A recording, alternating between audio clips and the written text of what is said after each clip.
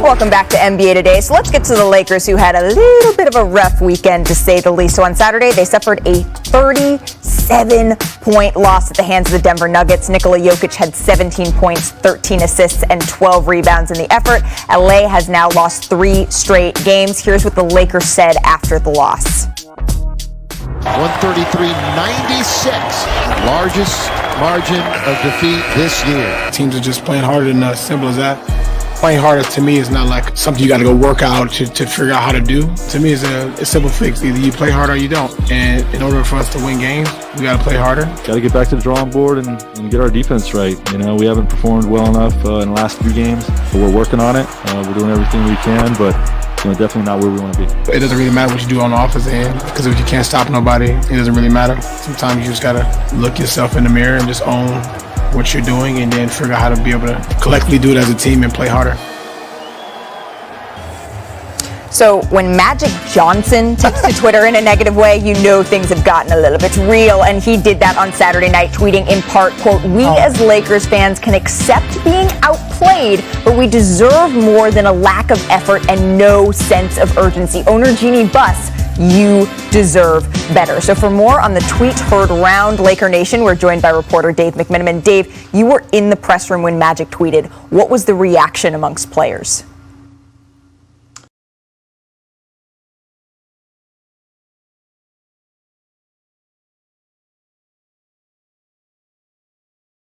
Yeah, Malika, everything was real on Saturday night other than the efficacy of the Lakers defense. Now, LeBron James, it's a very rare occurrence for him not to speak following a game. It was just the second time all year that he didn't, but it was another bad loss for one of his teams. He's lost 4 out of his last 6 games playing in Denver, and it was left up to Russell Westbrook and Dwight Howard to respond to Magic. Russell's point was that Magic hasn't been around this team, and so he has no business to speak on the Lakers. Now, Magic, because the Lakers don't have a mascot, he kind of fills that void. He is the voice of the fan. He's been associated with the franchise for 30 plus years. But Dwight Howard wasn't even asked about Magic, and on his way out the press room echoed Russell Westbrook's sentiments. So that let us know that that tweet was resonating within the Lakers locker room. It got their attention, and LeBron James made a tweet last night saying he apologizes to Lakers fans based on how things are going this season. But it didn't sound like Russell Westbrook wholly disagreed with the sentiment of, well, we need to play better, we need to get it together a little bit, just maybe the tact in which it happened. Now, the Lakers, they face the Jazz tonight. They've had some success with LeBron at the 5. So what should their plan be tonight going against Rudy Gobert? It was interesting to see in that Nuggets game them going away from LeBron at the 5, starting Dwight Howard against Nikola Jokic. Nikola Jokic still had his way against Dwight Howard with the triple-double. And the question is, will Frank Vogel go back to LeBron? Because that has been a consistent part of a positive identity that they've developed in the last 13 games since Anthony Davis went out with his knee injury. And certainly, if you can see things that work, you are potentially looking at a future playoff opponent in the Jazz. They are on the upper tier of the conference. The Lakers are going to have to work their way into the bottom tier of the conference. And you can see if you could have the same type of effect that the Clippers did last year with Terrence Mann against Rudy Gobert in the playoffs, nullifying his effect. Perhaps that could be a preview of what the Lakers could do with LeBron manning the middle against this Jazz team. Well, 2 more home games for the Lakers tonight against Utah and Wednesday against the Pacers before they go in their 6-game East Coast road trip that we've talked so much about. Dave McMenamin, thank you so much. I really appreciate your time today. So you mentioned it, LeBron James, he did not speak to the media after Saturday's loss, but he did tweet, like Dave said, #LakerNation, I apologize and I promise we will be better. So I want to bring in our full panel here, and Richard, I'm going to start with you. Oh, God. What was your reaction to LeBron James's tweet? No player. So I've been very fortunate. I'm not going to list all the players that I've been fortunate enough to play with. Jason Kidd, Tim Duncan, Dirk Nowitzki, Steph Curry. Are they fortunate to play with you? No, they're not fortunate to play. It's a cross that they all have to bear. I have never seen a person have full understanding of everything good is my fault and everything bad is my fault. And that's what you see here with LeBron. He's not talking about Russell's not playing well. He's not talking about Anthony Davis has been out. He's just like, at the end of the day, if we get this, if we have all the positive things happening with a number 1 seed, everyone's going to look at me. If we're struggling, everyone's going to look at me. So he's stepping up. This is a sign of leadership. Now, does their team suck? goddamn right they do suck. They suck badly. Like it is really bad to watch them. It's hard to watch.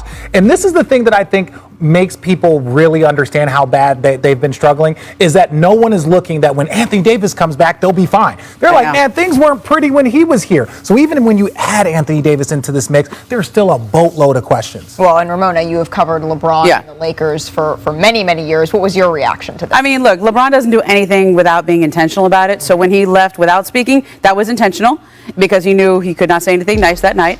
And he doesn't apologize in the way that he did without that being intentional, because I think LeBron's being good LeBron right now. He's not going to undercut anybody. He's not going to sell anybody out. But can we just back up for a second? Magic Johnson, who quit on the Lakers a couple years ago, is going to say any more effort?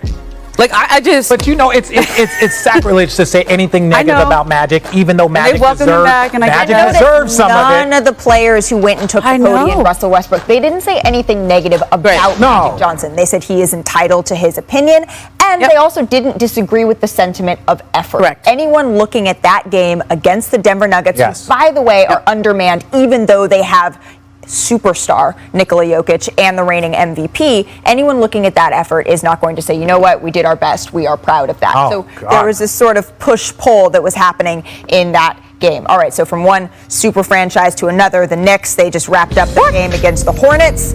Hornets taking on the Knicks, and it was all Miles Bridges. So in the second quarter, Miles Bridges he's my favorite young player in this league. Why? Well, go ahead. Well, is he the most improved player? Yes, he's the most. At this point in time right now, look, you can mention a lot of players. You can mention Ja.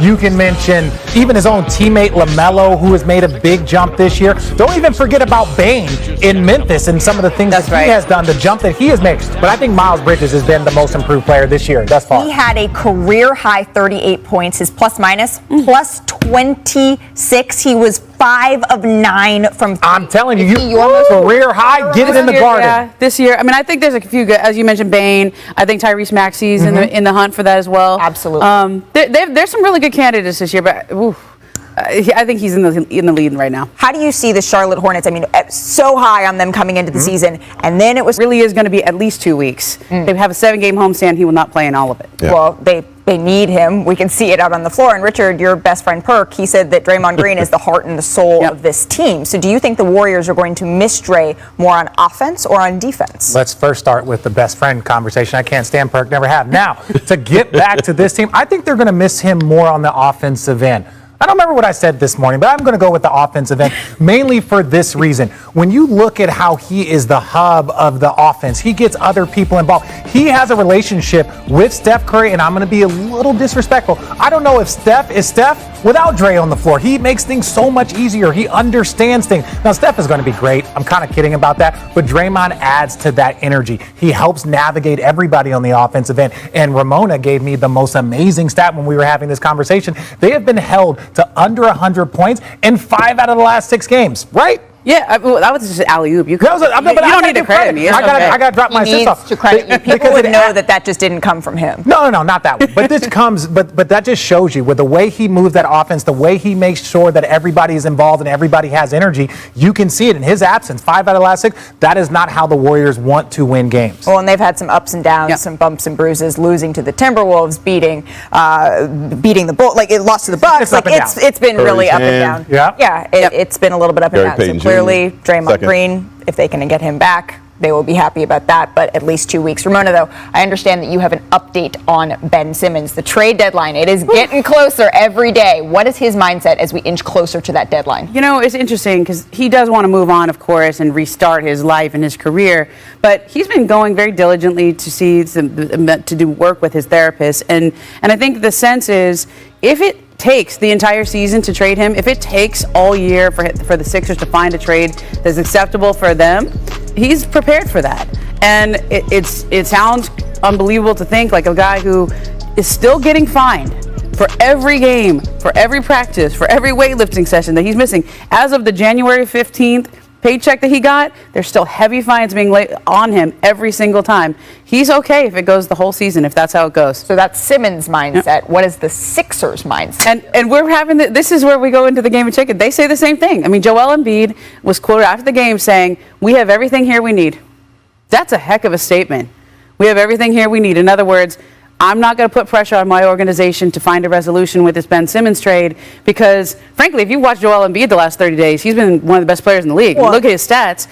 And he's also, and I checked in, I go, what did you mean by that? And he goes, I actually like the challenge of winning with these guys. I believe in these guys, and I like this challenge right now. So we'll see if anyone blinks here, but right now they're digging in for the long haul. The Sixers, though, they've won 9 out of 10 entering today. And Joel Embiid, to add to what you said, he said there's no urgency to change anything. We got everything we need. Yeah. So he likes the challenge. But Richard, do you think the Sixers can win the East as presently constructed? Look, the Sixers team is not about winning a conference. Their goal is to win a championship. They were the #1 seed last year.